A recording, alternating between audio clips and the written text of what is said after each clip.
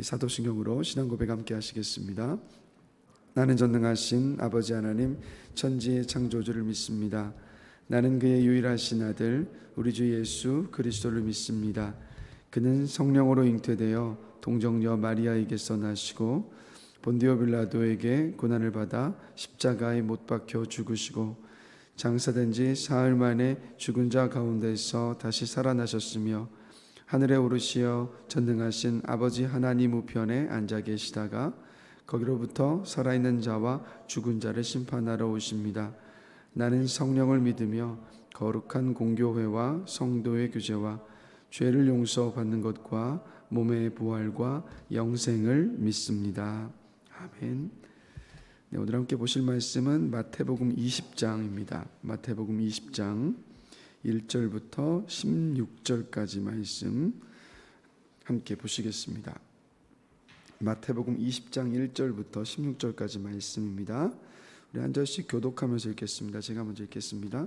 천국은 마치 품꾼을 얻어 포도원에 들여보내려고 이른 아침에 나간 집주인과 같으니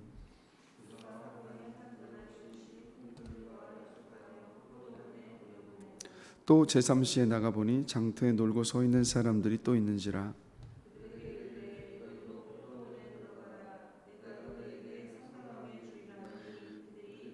제6시와 제9시에 또 나가 그와 같이 하고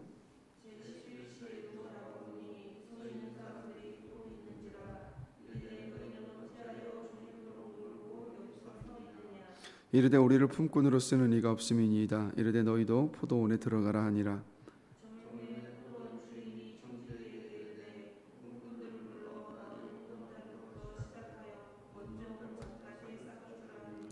제11시에 온 자들이 와서 한 데나리온씩을 받거늘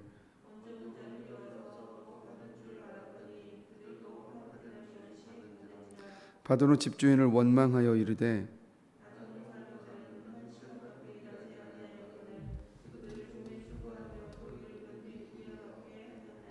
주인이 그 중에 한 사람에게 대답하여 이르되 친구여 내가 내게 잘못한 것이 없노라. 내가 나와 한 데나리온에 약속을 하지 아니하였느냐.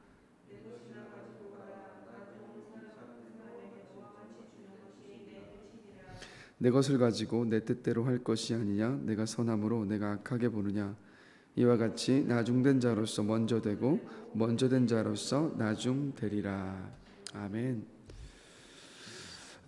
오늘 이 비유는요 포도원 주인과 일꾼들의 비유인데 예수님은 이 비유를 통해서 또 구원에 대하여서 제자들을 가르치고자 하셨습니다. 그래서 이 비유를 잘 보시면 이 비유 속에서 하나님이 바로 집주인이고요. 그리고 포도원은 천국을 말하고요. 그리고 품꾼들이 바로 구원받은 성도들을 말합니다. 그래서 보시면 집주인은 어떻게 합니까? 오늘 본문을 보시면 자기 포도원에서 일할 품꾼들이 필요했습니다. 그래서 이 주인이 어떻게 하냐면 이른 아침에 나가서 포도원에서 일할 품꾼들을 데려옵니다. 근데 이른 아침이 언제냐면 새벽 6시경이라고 보시면 됩니다. 그래서 하루에 한 데나리온의 품삯을 주겠다고 집주인이 나가서 품꾼들과 합의를 하고 이제 그 이른 아침에 품꾼들을 데려왔습니다. 그리고 나서 집주인은 제3시에 오전 9시입니다. 제3시면 이 제3시 오전 9시에도 장터에 나가서 또다시 놀고 있는 사람들을 데려와서 포도원에서 일을 하게 합니다. 품삯은 정확하게 말하지 않고 내가 상당하게 주겠으니까 우리 포도원에서 와서 일을 해라라고 하면서 그 품꾼들을 또 데려와서 일을 하게 합니다. 그리고 또 시간이 흘러서 제6시인 정오와 제9시인 오후 3시 그리고 제11시인 11시 즉 오후 5시에도 주인은 나가서 일할 품꾼들을 데려왔습니다. 그리고 이제 해가 저물자. 그래서 보통 이때 당시 유대인들에게 있어서 해가 저무는 시간 약 6시경으로 보시면 되는데 저녁 6시에 해가 저물자 집주인이 어떻게 합니까? 청지기에게 이제 시켜서 일하는 품꾼들에게 삭슬 주라고 품삯을 주게 했습니다. 자, 이게 오늘 본문의 대략적인 내용이죠. 자, 그러면 이 비유를 잘 보시면 품꾼들이 이 집주인에게 먼저 찾아와서 우리에게 일자리를 달라고 요청하지 않았어요. 어느 누구도 그렇게 먼저 요청하지 않았습니다. 어떻게 합니까? 집주인이 이른 아침부터 시장에 나가서 일할 품꾼들을 불러왔습니다. 특히 6절과 7절을 보시면 이 품꾼들은 어떻게 하고 있었냐면 종일토록 시장에서 놀고 있었습니다. 왜 그러냐면 그 다음 7절에 보시면 품꾼으로 써주는 사람들이 없었기 때문이었습니다. 그럼 생각해 보는 것은 품꾼으로는 뭔가 고용되기에는 능력이 모자랐을 수도 있고 아니면 이들이 뭔가 게을렀을 수도 있고 어쨌든 품꾼으로 고용되지 못할 만큼 무익하고 무능한 사람들이 오늘 본문에 등장하는 품꾼들입니다. 근데 이런 사람들은 어떻게 했냐면 이 집주인이 아침 일찍부터 나가서 불러다가 자기 집에 포도원에서 일할 수 있도록 했고 그리고 이 사람들에게 품삯을 약속했고 약속한 대로 품삯을 주었습니다. 자, 여러분 이게 뭘 말하는 걸까? 이 비유가 도대체 무엇을 말하고 있을까요?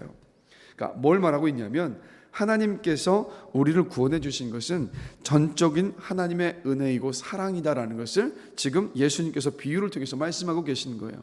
그래서 여러분 생각해 보시면 에베소서 1장 4절을 보면 이렇게 말씀합니다. 곧 창세 전에 그리스도 안에서 우리를 택하사라고 말씀을 하고 있어요. 이게 무슨 말이냐면 하나님은요 천지를 창조하시기도 전에 바로 여러분들을 선택하셨다는 말입니다. 구원하시기로 선택하셨다라는 거예요.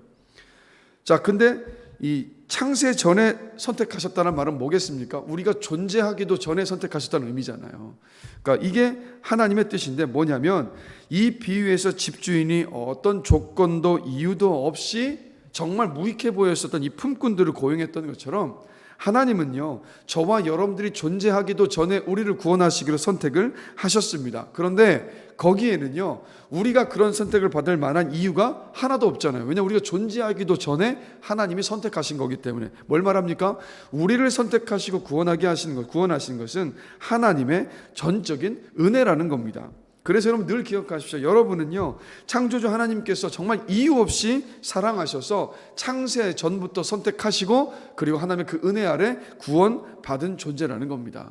그러니까 하나님께서 보시기에 우리는 그 은혜를 입은 존재, 하나님의 은혜를 입은 존재, 하나님의 사랑을 받은 존재, 하나님께서 너무도 사랑하시는 그런 존재라는 거예요. 그러니까 이 비유 속에서 바로 구원이 전적인 하나님의 은혜라는 것을 예수님께서 지금 말씀하고 계신 겁니다.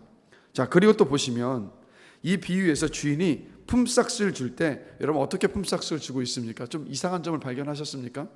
뭐냐면 나중에 온 사람부터, 즉 오후 5시에 시장에서 이 집주인이 데리고 와서 일했었던 그 사람들부터 거꾸로 지금 품삯을 주고 있는 모습을 봐요. 이건 여러분 일반적인 모습은 아닙니다. 보통 일반적으로는 가장 먼저 와서 오랫동안 일한 사람들에게 따라서 순차적으로 주는 것이 일반적인데 지금 이 본문 속의 집주인은요 거꾸로 하고 있어요. 먼저 온 사람부터 주는 것이 일반적인데 그렇게 하지 않고 나중 온 사람부터 주는데 또 다른 특징은 뭡니까? 바로 품삯을 나중 온 사람이나 먼저 온 사람이나 똑같이 한 데나리온을 주고 있는 모습을 봐요. 자, 그래서 한번 생각해 보십시오. 나중 온 사람부터 한 데나리온씩을 이 집주인이 주는 모습을 보고 나니까 아침 일찍 6시부터 일했던 사람들이 이제 어떻게 합니까? 12절을 보면 주인에게 따져묻기 시작을 하죠. 이 사람들이 뭐라고 이야기합니까? 아니 왜 우리는 아침 6시부터 와서 일을 해서 한 데나리온을 받는데 5시에 와서 일한 사람까지도 왜 한 데나리온을 주는 겁니까? 라고 주인에게 따지는 겁니다. 그러면 생각해 보시면 이 사람들의 이 따져 묻는 논리는요 맞는 말입니까? 틀린 말입니까? 이거 사실 맞는 말이에요. 그러니까 하루 종일 일했기 때문에 자신이 더 일한 만큼의 품삯을 더 달라고 요구할 수 있는 건 맞는 말입니다. 그게 세상의 이치예요. 그러나 중요한 것은 뭐냐면 오늘 본문 속에서 한 데나리온을 주기로 한 것은 바로 주인의 뜻이었다라는 겁니다.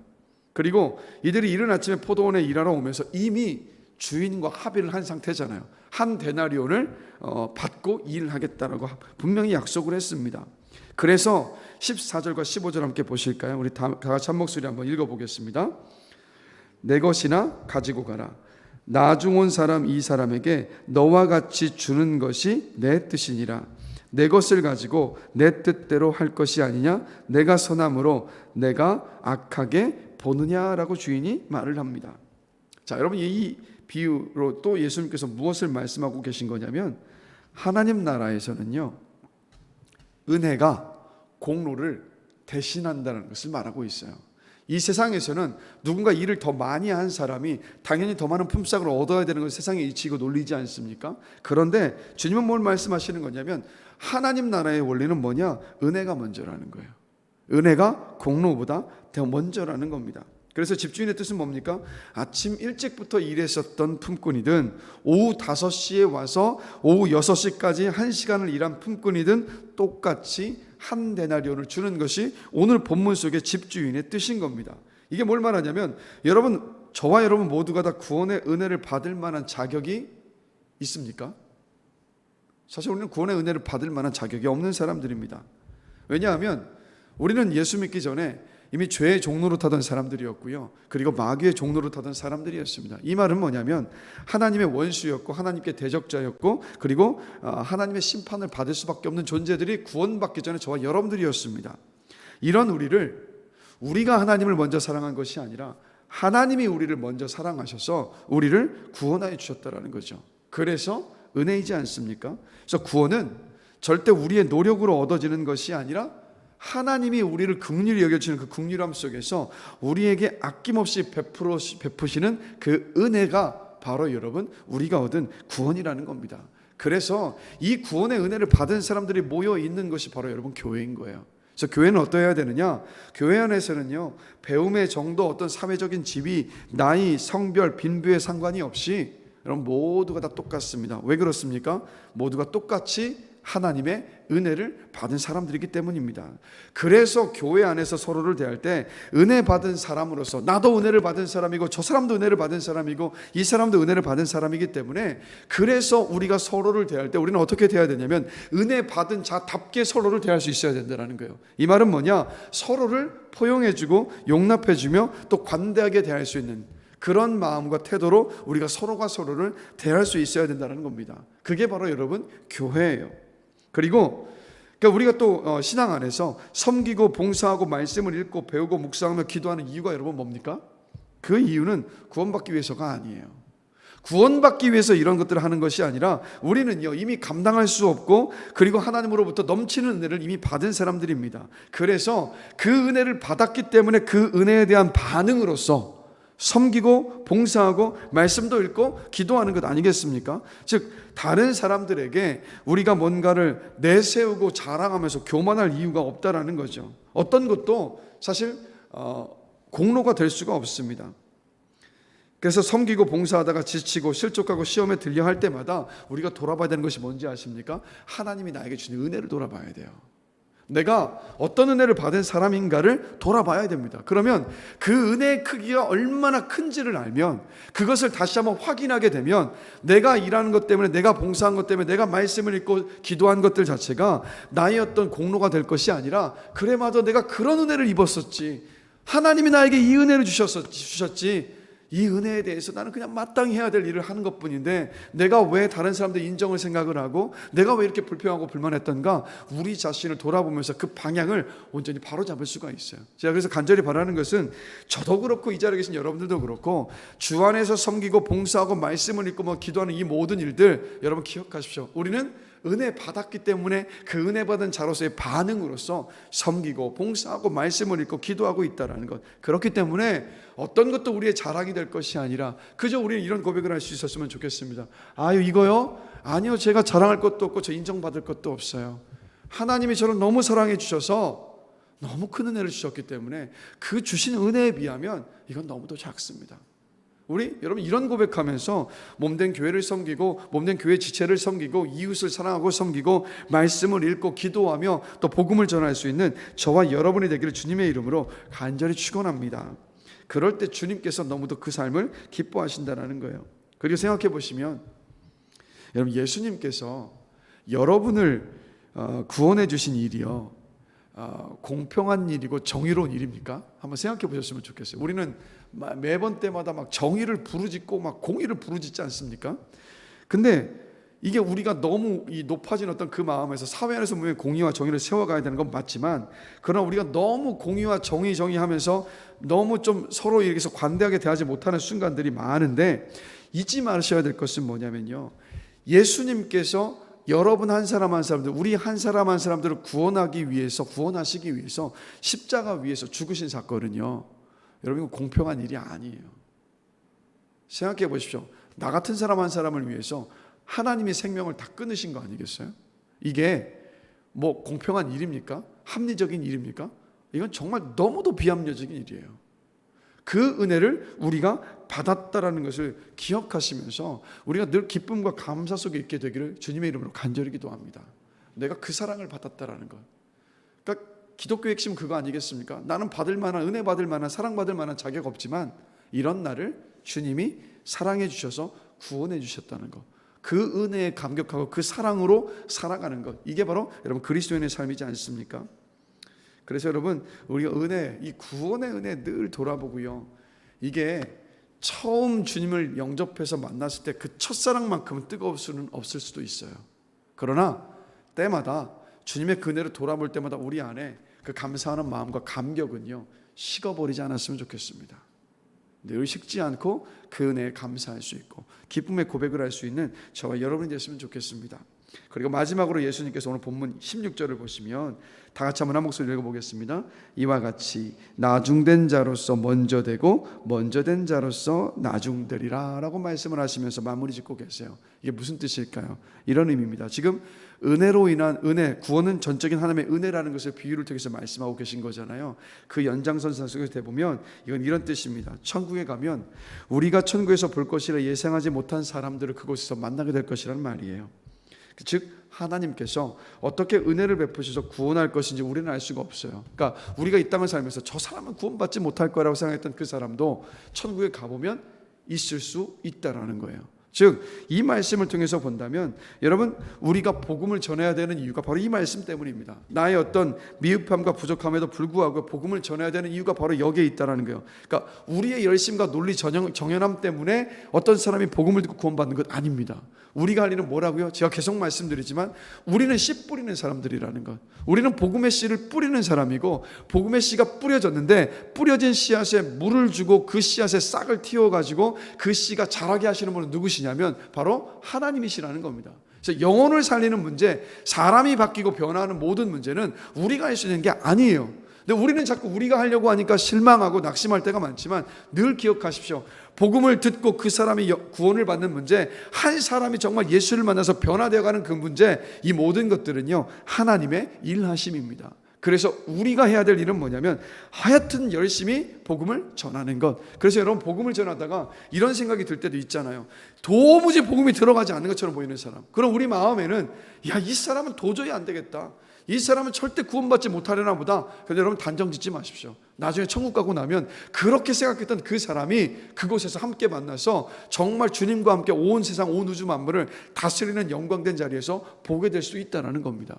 그래서 제가 언젠가 미국 캘리포니아의 롱비치 해안에서 복음을 전하는 복음 전도자 영상을 보게 됐는데 깡패들에게 복음을 전하는 거예요. 한 무리의 깡패들에게. 약간 보스로 보이는 한 그 깡패 두목처럼 보이는 한 사람에게, 멕시코 사람들이었는데 그 사람에게 이 복음 전도자가 십계명을 예로 들면서 죄인이라는 것을 인정하게 열심히 복음을 전합니다. 그러자 깡패들임에도 불구하고 온몸에 문신이 있고 위통을 다 벗고 다니는 그 깡패들이지만 그 복음 전도자가 전하는 복음을 듣더라고요. 그런데 그 자리에서 예수를 영접하지는 않았어요. 그리고 나서 시간이 흘렀습니다. 한 몇 해가 지났나 봐요.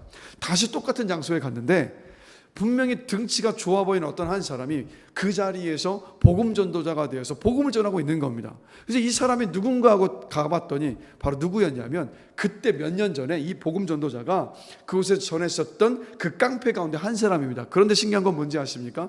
이 전도자가 복음을 전했을 때 가장 적극적으로 질문을 하면서 복음을 들었던 그 두목이 아니라 그 옆에서 아무런 반응도 없어 보이는 것처럼 그냥 옆에서 곁눈질하면서 듣고 있었던 그 사람이 그 순간에 전해졌던 복음을 듣고 구원을 받아서 예수를 영접하고 나서 그 자리에 와서 복음을 전하고 있었던 거였어요. 제가 이 영상을 보면서 급히 한번 생각했던 건 뭐냐면 그래 맞다. 역시 하나님께서 우리가 전하는 복음을 통해서 어떻게 일하실지는 우리가 알 수가 없는 거구나. 진짜 내가 감당해야 될 것은 하여튼 때를 얻든 못 얻든 열심히 복음을 전하는 것, 그것뿐이로구나라는 것을 깊이 한번 느꼈습니다. 그래서 여러분 우리가 복음 전해야 될 사람들이 있지 않습니까? 포기하지 마시고 그 사람들을 먼저 품고 기도하십시오. 기도하실 때마다 늘 기억하셔야 될 것은 성령님, 하나님 아버지 그 사람에게 거듭남의 은혜를 주십시오. 성령을 통해서 거듭나게 해주셔서 복음이 그 사람의 심령에 들어가게 해주십시오라고 여러분 계속해서 기도하셔야 됩니다. 그리고 열심히 하여튼 때를 만드셔서 그분들에게 복음을 전할 수 있는 저와 여러분이 되기를 원합니다. 그럴 때 하나님께서 그 사람들에게 구원의 은혜를 베푸실 그때가 우리의 기도를 들으시고 우리가 복음을 전하는 그 열심히 함께 만나고 하나님의 일하심이 함께 돼서 언젠가는요 주님께서 주님의 때를 따라서 그 사람을 구원하여 주실 줄로 저는 믿습니다. 그래서 여러분 우리 새벽 시간 기도하실 때 잠잠히 묵상하시면서 내가 어떤 구원의 은혜를 입었는가 여러분 돌아보시면서 감사하시면서 우리 기도할 수 있는 오늘 이 새벽 시간이 되기를 원합니다. 잠시 함께 기도하겠습니다. 하나님 아버지 주 앞에 간절히 간구하는 것은 우리가 어떤 은혜를 입고 구원을 받았는가 늘 잊어버리지 않는 우리 모두가 되기를 원합니다. 신앙생활을 하면서 구원의 감격과 그 은혜를 잃어버린 채 참 무미건조해지고 그 심령이 식어버린 채 신앙생활을 하는 순간들이 많이 생겨납니다. 아니면 어느샌가 어떤 공로의식 때문에 내 마음 안에 누군가를 정죄하고 판단하고자 하는 그런 마음이 들 때도 많이 있습니다. 하나님 이 시간 간절히 기도하는 것은 이 새벽 시간 잠잠히 십자가를 바라보면서 주님께서 나에게 주셨던 그 은혜와 사랑을 돌아보면서 묵상할 때 다시 한번 그 사랑과 그 은혜 때문에 주님 앞에 감사할 수 있는 그런 시간이 되도록 인도하여 주시기를 원합니다. 그래서 이곳에 있는 우리 모두가 다 구원의 은혜 때문에 기뻐하고 주님 앞에 감격하면서 정말 그 은혜로 오늘 하루도 주님을 기쁘시게 해드리는 그런 삶을 살아갈 수 있도록 우리를 붙잡아 주시기를 원합니다. 그리고 우리가 복음을 전하는 그 사명 잃어버리지 않고 하여튼 때를 얻든 못 얻든 우리 주변에 구원받지 못한 사람들을 향하여서 담대히 복음을 전할 수 있는 우리 모두가 되기를 원합니다. 그럴 때 우리가 전한 복음을 통해서 하나님께서 반드시 구원의 열매를 거두게 하여 주실 줄로 믿습니다. 그 소망 안에서 오늘도 우리 주변에 복음을 듣고 구원받아야 할 사람들을 위해서 기도하는 시간이 되기를 원하고 그리고 그분들에게 복음을 담대히 증거할 수 있는 우리 모두가 되도록 인도하여 주시옵소서. 그리고 하나님 아버지 이 새벽 시간을 깨워서 이 아침 이른 시간을 주님께 나와서 기도하는 우리 사랑하는 모든 성도들 하나님 그 마음 주님께서 기쁘게 받아주시고 오늘 이 시간 믿음으로 간구하며 기도할 때 주님께서 주님의 때와 타이밍에 주님의 뜻을 따라서 신실하게 응답하여 주신다는 그 믿음 안에 구하는 기도의 시간으로 인도하여 주십시오. 그래서 이곳에서 기도하시는 모든 분들이 그 기도를 들으시고 응답하시는 하나님의 은혜와 사랑을 그 삶 속에서 충만히 경험하는 복된 삶으로 주님께서 은혜를 베풀어 주실 줄로 믿습니다. 그래서 두 마음을 품고 기도하는 시간이 아니라 한 마음으로 주님은 반드시 나의 기도를 들으시고 내가 구하고 간구한 것보다 더 크고 더 선한 것으로 반드시 응답하시는 그 믿음 안에 구할 수 있는 시간으로 성령 하나님 인도하여 주시옵소서. 감사합니다. 예수 그리스도의 이름으로 기도드렸습니다. 아멘. 하늘에 계신 우리 아버지, 아버지의 이름을 거룩하게 하시며 아버지의 나라가 오게 하시며 아버지의 뜻이 하늘에서와 같이 땅에서도 이루어지게 하소서. 오늘 우리에게 일용할 양식을 주시고 우리가 우리에게 잘못한 사람을 용서하여 준 것 같이 우리 죄를 용서하여 주시고 우리를 시험에 빠지지 않게 하시고 악에서 구하소서. 나라와 권능과 영광이 영원히 아버지의 것입니다. 아멘.